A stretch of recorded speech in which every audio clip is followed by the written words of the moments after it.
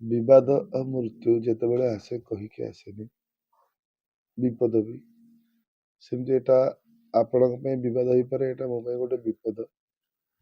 ଏଟା ମଧ୍ୟ ବି ନ କହିକି ଆସିଛି। ମୁଁ ଆଶା କରିବା କେମିତି ସୁରୁଖୁରୁରେ ସମାଧାନ ହେଇଯିବ, ଲିଙ୍ଗରିଂ ମ୍ୟାଟର ତ କୋର୍ଟରେ। ହଁ, ବିଚାର ତ ସବୁରି ଶେଷରେ ସେ କୋର୍ଟରେ ହିଁ ହୁଏ। ତେଣୁ ଯେହେତୁ ବାବୁ ଆଇନର ଆଶ୍ରୟ ନେଇଛନ୍ତି, ଆଉ ନ୍ୟାୟପାଳିକା ଉପରେ ମୋର ମଧ୍ୟ ଭରସା ଅଛି, ଯାହା ହବ ଠିକ ହବ। ଏବେ ପୁଣି କିଛି ସମାଧାନର ବାଟ ଅଛି ନା ନାଇଁ, ଯାହା କୋର୍ଟ କହିବେ?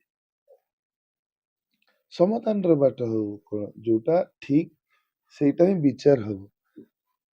ଯେହେତୁ ବିଚାରାଳୟର କଥା ଅଛି, ଯୋଉଟା ଠିକ ସେଇଟା ହିଁ ବିଚାର ହବ। ଆପଣ ପାଇଲେଣି, ନୋଟିସ୍ ପାଇଲେଣି ବା କୋର୍ଟରୁ ଯୋଉ ଅର୍ଡର ଆସିଛି ଆପଣଙ୍କୁ? ନାଇଁ, ନୋଟିସ୍ ପାଇନି।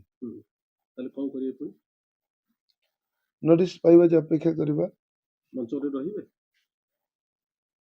ଗଲାକାଲି ରାତିରେ ତ ମୁଁ ମଞ୍ଚସ୍ଥ କଲି ନାଟକ, କାହିଁକି ନା ମୁଁ ପେପରଟି ପାଇନଥିଲି, ନୋଟିସଟି ପାଇନଥିଲି। ଯଦି ନୋଟିସଟି ମିଳିଯାଏ ତାହେଲେ ଆଉ ଯାତ୍ରା କରିବାଟା ଭୁଲ ହେଇଯିବ।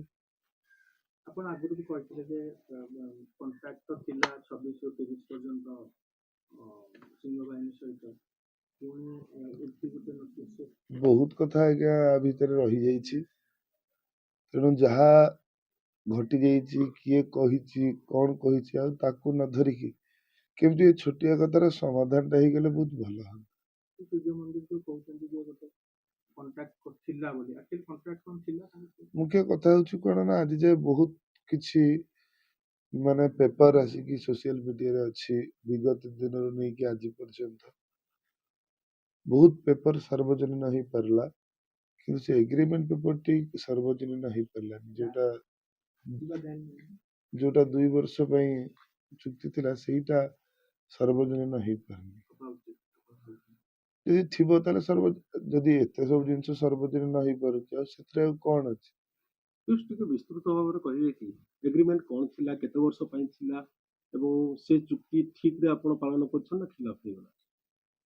ସେ ବିଷୟରେ କହିବାରେ କିଛି ନାହିଁ, କହି ହେଇଥାନ୍ତା, କିନ୍ତୁ ଯେହେତୁ ମାଲିକ ଆଇନର ଆଶ୍ରୟ ନେଇଛନ୍ତି, ତେଣୁ ମୋର ଦୃଢ ବିଶ୍ୱାସ ଆଇନ ଉପରେ ମଧ୍ୟ ଅଛି, ନିହାତି ଧର୍ମର ଜୟ ହେବ। କିନ୍ତୁ କ୍ୟାରିୟରରେ ଗୋଟେ ବର୍ତ୍ତମାନ କମା ଲାଗିଯାଇଛି, ହୁଏତ ଫୁଲଷ୍ଟପ୍ ଲାଗିଯାଇପାରେ।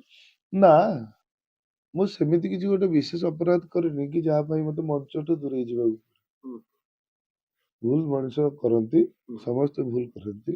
ହଁ, ଭୁଲ ହେଇପାରେ, ମୋ ତରଫରୁ ହେଇପାରେ ତାଙ୍କ ତରଫରୁ ହେଇପାରେ, କିନ୍ତୁ ଭୁଲ ହେଇଛି ତ ଭୁଲଟାକୁ ସମାଧାନ କରାଯିବ, ତା ମାନେ ନୁହେଁ ଯେ ମଞ୍ଚଠୁ ଦୂରେଇ ଯିବ। ଏଇଟା ଭୁଲ ନା ଭୁଲ ବୁଝାମଣା? ଭୁଲ ବୁଝାମଣା ଯାହା ବି ଆମେ କହିପାରିବୁ, ସମାଧାନ ହେଇପାରିବ। ଦୁନିଆରେ ମୁଁ ପଣିଆକୁ ଛାଡ଼ିଦେଲେ ଏମିତି କୋଉ କଥା ନାହିଁ ଯୋଉଟା ସମାଧାନ ହେଇପାରିବ। ଏ ସବୁ ଆପଣ ପୂର୍ବରୁ ବି ଏଇ ଯୋଉ ମୁଁ ପଣିଆ କଥା କହିଲେ, ଆପଣ ପୂର୍ବରୁ ନିଜ ଭୁଲ ସ୍ୱୀକାର କରିଛନ୍ତି, ଯୋଉଠି ଭୁଲ ଥିଲା ମୁକ୍ତ କଣ୍ଠରେ ସ୍ୱୀକାର କରିଛନ୍ତି ସମସ୍ତଙ୍କ ଆଗରେ, ସେ ଟଙ୍କା ଫେରାଇବା କଥା ହଉ, ଏଇ କ୍ଷେତ୍ରରେ ବି ଆପଣ ସେତିକି ଦୃଢ ଅଛନ୍ତି, ବିଶ୍ୱାସ ଅଛି ଯେ ନାଇଁ ମତେ ବି ଜଷ୍ଟିସ ମିଳିବ? ଆଜ୍ଞା, ଆଇନଟି ହେଇଛି କେବଳ ଲୋକଙ୍କୁ ବଞ୍ଚେଇବା ପାଇଁ, ଏବଂ ସେ ଆଇନ ଉପରେ ଆପଣଙ୍କର ଯେମିତି ବିଶ୍ୱାସ ଅଛି, ମୋର ମଧ୍ୟ ସେମିତି ବିଶ୍ୱାସ।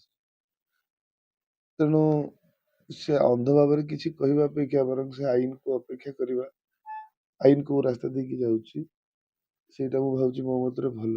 ଭୁଲ ଯାହାର ବି ଥାଉଛି ତାକୁ ମାନିଦବା ଉଚିତ, ମାନି ନବା ଉଚିତ। ହଁ, ଆଜି ଦେଖନ୍ତୁ ଦେଶ ବିଦେଶ, ରୁଷିଆ ୟୁକ୍ରେନ ଯୁଦ୍ଧ ହଉ, ଯାହା ହଉ, କି ଯେତିକି ବଡ ବଡ ସବୁ କାଣ୍ଡ ଘଟିଛି, ସବୁରି ମୂଳରେ ଅହଙ୍କାର ଏବଂ ମୁଁ